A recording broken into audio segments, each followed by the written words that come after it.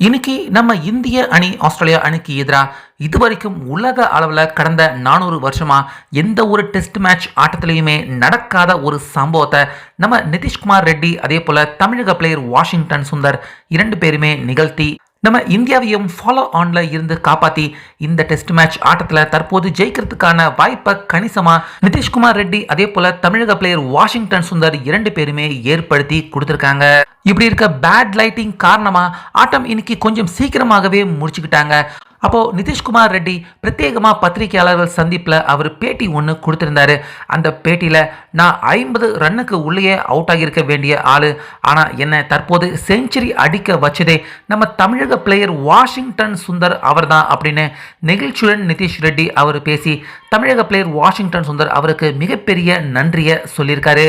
So அதில் நிதிஷ் ரெட்டி அவர் குறிப்பாக சொல்லியிருக்க விஷயமே என்ன அப்படின்னா, இதுவரைக்கும் இந்த டெஸ்ட் மேட்ச் ஆட்டத்தில் நிதிஷ் ரெட்டி கண்டினியூவாக எல்லா ஆட்டத்திலையுமே நம்ம இந்தியாவுக்காக விளையாண்டுகிட்டு இருக்காரு.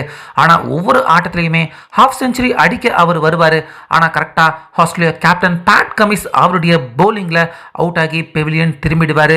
இதுதான் ஒவ்வொரு முறையும் ஒவ்வொரு ஆட்டத்திலையும் நிதிஷ் ரெட்டிக்கு எதிராக பேட் கமின்ஸ் ஒவ்வொரு ஆட்டத்திலையுமே சவாலான கடுமையான பவுலிங்கை அவர் வீசியிருக்காரு. இப்படி இருக்க இன்னைக்கு குறிப்பாக இந்த விஷயத்தை பற்றி நிதிஷ்குமார் ரெட்டி அவர் சொல்லியிருக்கிறதுல ஹைதராபாத் அணியின் கேப்டனாக பேட் கமின்ஸ் அவர் இருக்காரு. அவருக்கு கீழே நான் விளையாண்டுருக்கேன். என்னுடைய வீக்னஸ் பாயிண்ட் ப்ளஸ் பாயிண்ட் எல்லாமே அவருக்கு அக்கு வேறு ஆணி வேறா நல்லா தெரியும். அதை காரணமாக வச்சு தான் ஒவ்வொரு ஆட்டத்திலையுமே என்னுடைய விக்கெட்டை ரொம்ப அசால்ட்டா பேட் கமின்ஸ் அவர் வீழ்த்திடுவார்.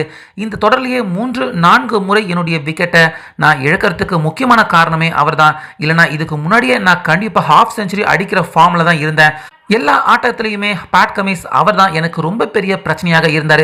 ஆனால் இன்னைக்கு நான் பேட்டிங் பண்ணுறப்ப மறு முனையில் எனக்கு என் கூடவே ஹைதராபாத் டீமில் விளையாண்ட வாஷிங்டன் சுந்தர் அவர் இருந்தார். அவர் பேட் கமின்ஸ் பாலை எப்படி எதிர்கொள்ளணும் அப்படின்னு எனக்கு பக்கத்தில் இருந்து ஒவ்வொரு பேட் கமின்ஸ் ஓவர்லையுமே எனக்கு உறுதுணையாகவும் துணையாகவும் இருந்து எனக்கு மிகப்பெரிய வழிகாட்டியாக நம்ம தமிழக பிளேயர் வாஷிங்டன் சுந்தர் அவர் தான் இருந்ததா நிதிஷ் ரெட்டி அவர் குறிப்பிட்டிருக்காரு. ஸோ வாஷிங்டன் சுந்தர் அவருடைய அட்வைஸ் அவருடைய அறிவுறுத்தல் எனக்கு ரொம்ப பெரிய அளவில் உதவியாக இருந்துச்சு நான் செஞ்சுரியை நோக்கி போகிறதுக்கு. ஸோ வாஷிங்டன் சுந்தர் அவர் அவுட் ஆகியிருந்தாலும் அவர் கொடுத்த அந்த அட்வைஸின் அடிப்படையில் தொடர்ந்து நான் பேட்டிங் பண்ணது 50 அதுக்கப்புறமா செஞ்சுரி இப்படி பேக் டு பேக் நான் அடிக்கிறதுக்கு வாஷிங்டன் சுந்தர் அவருடைய அட்வைஸ் அவரும் என் கூட ஹைதராபாத் டீமில் விளையாண்டுருக்காரு. அவருக்கும் பேட் கமின்ஸ் அவரை பற்றி நல்லா தெரியும். அப்படிங்கிறதால எனக்கு அவர் உதவி செஞ்சார். நான் இந்த சாதனை நிகழ்த்த முக்கியமான காரணம் வாஷிங்டன் சுந்தர் அப்படின்னு நிதிஷ் ரெட்டி இன்னைக்கு பேட்டியில் இந்த விஷயத்தை அவர் நன்றி கலந்து இந்த விஷயங்களை சொல்லியிருந்தாரு.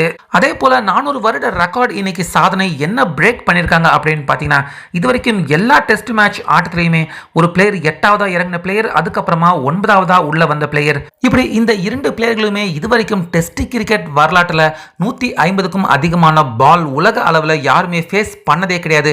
அப்படிப்பட்ட சம்பவத்தை தான் இன்னைக்கு வாஷிங்டன் சுந்தர் நிதிஷ் ரெட்டி இரண்டு பேருமே நிகழ்த்தி நம்ம இந்தியாவுக்கும் இந்த ஆட்டத்தில் நல்ல லீடை வாங்கி கொடுத்துருக்காங்க. குறிப்பாக வாஷிங்டன் சுந்தரை பற்றி நிதிஷ் ரெட்டி அவர் புகழ்ந்து பேசினதை பற்றி உங்கள் கருத்தை சொல்லுங்கள்.